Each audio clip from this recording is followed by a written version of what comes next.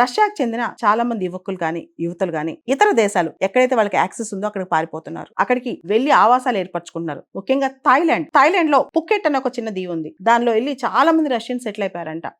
ఇవన్నీ ఎందుకు జరుగుతున్నాయంటే రష్యాలో ఉన్న ఎకనమిక్ కండిషన్స్ కానీ, రష్యాలో ఉన్న కొన్ని అథారిటేరియన్ రూల్స్ కానీ, లేదా రష్యాకు సంబంధించి వాళ్ళకి కాన్స్క్రిప్షన్ థింగ్స్ కానీ ఇవన్నీ తప్పించుకుని ఉండేందుకు వీళ్ళు రష్యా నుంచి బయటకు వెళ్తున్నారు.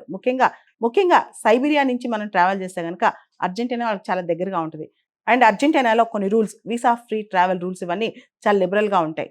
ఇంకొక ప్రధానమైన విషయం ఏంటంటే రష్యా, అర్జెంటీనా ఈ 2 దేశాలు కూడా డ్యూయల్ సిటిజన్షిప్ని యాక్సెప్ట్ చేస్తున్నాయి. అంటే 2 పౌరసత్వాలు కలిగి ఉండొచ్చు అనమాట.